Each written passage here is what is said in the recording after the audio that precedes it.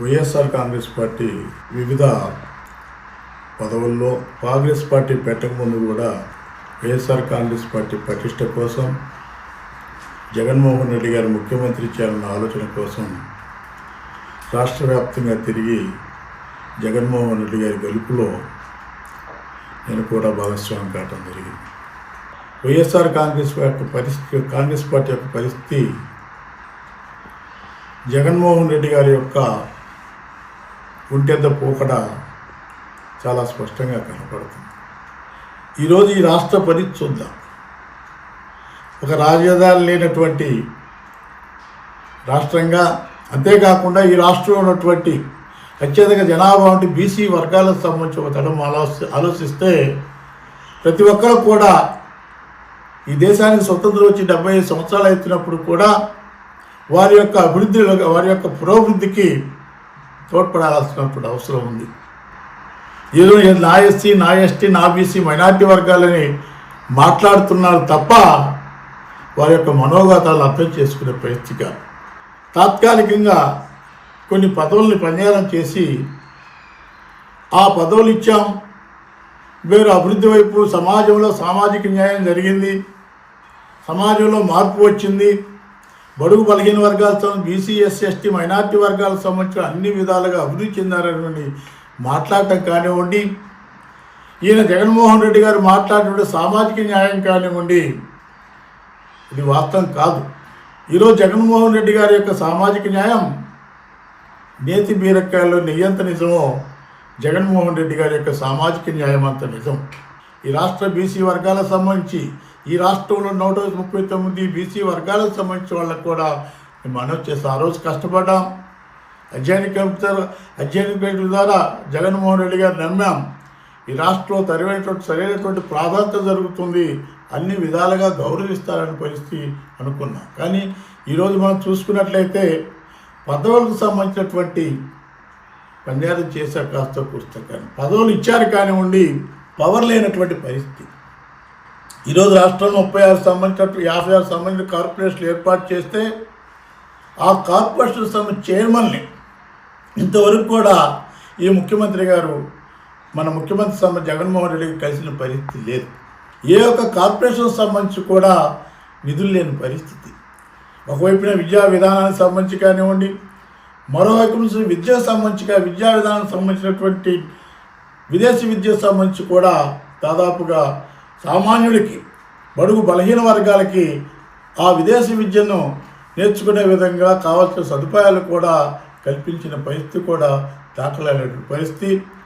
అందుకని నేను మాట్లాడుతున్నాను, బీసీ వర్గాలకు సామాజిక న్యాయం అంటే ఇప్పుడు రాజ్యాంగబద్ధంగా రాజ్యాంగ ప్రకారం సామాజిక న్యాయం అంటే స్వేచ్ఛ, సమానత్వం, సౌభాతృత్వం, ఆత్మగౌరవానికి సంబంధించినటువంటి ఇవన్నీ కూడా సామాజిక న్యాయంలో మిళితమై ఉంటుంది. ఇవన్నీ ఉన్నప్పుడు మాత్రమే ఆర్థికంగా, సామాజికంగా, రాజకీయంగా ఎదగటానికి అవకాశాలు ఉన్నాయి. ఈరోజు ఉన్నటువంటి సామాజిక న్యాయం చూడండి, ఏ ఎస్సీ సంబంధించి, ఏ బీసీ వర్గాలకు సంబంధించిన ప్రజాప్రతినిధులకు ఏమాత్రం గౌరవం ఉందో ఈ రాష్ట్రంలో ఆ ప్రజలందరూ కూడా, సామాన్యులకు సంబంధించిన బలహీన వర్గాల ప్రజలందరూ కూడా ఆలోచించాల్సిన అవసరం ఇక్కడ నేను మనవి చేస్తున్నాను. మనం చూస్తున్న ఒకవైపు రాజధానికి సంబంధించి కానివ్వండి, ఇప్పటి వరకు రాజధాని లేనటువంటి ఆంధ్ర రాష్ట్రం. అదేవిధంగా అనే అప్పుల ద్వారా ఈ రాష్ట్రంలో లక్షల కోట్ల సంబంధించి అప్పులు చేసేసి అప్పుల ద్వారా ఇక రాష్ట్రాన్ని నడుపుతున్న పరిస్థితి. ఈ యొక్క జగన్మోహన్ రెడ్డి గారి యొక్క ప్రభుత్వం ఇది తప్పనిసరి కూడా బడుగు బలహీన వర్గాలకు ఏదో న్యాయం చేస్తున్న ఆశించాం కానివ్వండి, ఈరోజు నా పరిస్థితులు కనపడిన పరిస్థితి లేదు. ఈరోజు ఆత్మగౌరవం, ఎందుకంటే ప్రతి ఒక్క బీసీ, ఎస్సీ, ఎస్టీ, మైనార్టీ వర్గాలకు సంబంధించిన వాళ్ళందరూ కూడా వారికి తాత్కాలిక పదవులు ఉన్నా కానీ పదవులకు సంబంధించినటువంటి పవర్ లేదు. అంతేకాకుండా అనేకమైనటువంటి అవమానాలు గురి అవుతున్న ఈ రాష్ట్రానికి సంబంధించి, ఈ రాష్ట్రంలో ఉన్న నామినేట్ పదవులకు సంబంధించి, అది యూనివర్సిటీలకు సంబంధించి కానివ్వండి, కార్పొరేషన్కి సంబంధించి పదవులకు సంబంధించి కానివ్వండి, టీటీడీ బోర్డుకు సంబంధించిన పదవులకు సంబంధించి కానివ్వండి, ఎవరి చేతిలో పదవులు ఉన్నాయి. సామాజిక న్యాయం కావాలంటే అన్ని వర్గాలకి, అన్ని కులాలకు సంబంధించిన వాళ్లకు సమమైనటువంటి న్యాయం చేయాలా? గౌరవం చూడండి, ఈరోజు బీసీ వర్గాలకు సంబంధించి వాళ్ళు దూరం అవుతున్నారంటే, ఈరోజు బలహీన వర్గాలకు సంబంధించిన దూరం అవుతున్నారంటే తప్పనిసరిగా కూడా వైఎస్ఆర్ కాంగ్రెస్ పార్టీ పునరాలించుకోవాల్సిన అవసరం ఉంది. ఎందుకు అనేటువంటి ఆలోచించాల్సిన అవసరం ఉంది. ఎందుకు దూరం అవుతున్నారు? బీసీ వర్గాలకి సరైన న్యాయం లేదు, బీసీ వర్గాలకు సరైన గౌరవం లేదు. పదవులు ఇచ్చారు కానివ్వండి, ఎక్కడ ఏ జిల్లాకు సంబంధించినటువంటి కార్పొరేషన్కి సంబంధించిన బీసీకి సంబంధించి కానివ్వండి, ఎస్సీలకు సంబంధించి కానివ్వండి, నామినేట్ పదవులు ఉన్నటువంటి వాళ్ళకి ఎవరికైనా మీరు సరియైన స్థానికంగా గౌరవిస్తున్నారా? ప్రోటోకాల్ పాటిస్తున్నారా? ఒక తడవ ఆలోచించాలా. బీసీ వర్గాల యొక్క ఈ రోజున మా యొక్క పోరాటం ఆత్మగౌరవ పోరాటం. ఏ విధంగా బడుగు బలహీన వర్గాల యొక్క అండదండలతోని, మా నియోజకవర్గానికి సంబంధించిన అండదండలతోని ఎదగడం జరిగిన విషయం వాస్తవం. ఈరోజు 50% సంబంధించినటువంటి రిజర్వేషన్ సంబంధించిన విషయాలు కానివ్వండి, మీరు మాట్లాడే బీసీ డిక్లరేషన్లో 50% సంబంధించిన పనుల్ని బీసీ వర్గాలకి ఇస్తామని మాట్లాడినప్పుడు ఎక్కడైనా ఒక వర్క్ ఇచ్చారా? ఆ చేసిన జీవోను అమలు జరపగలిగారనే విషయాన్ని కూడా అడుగుతున్నాం.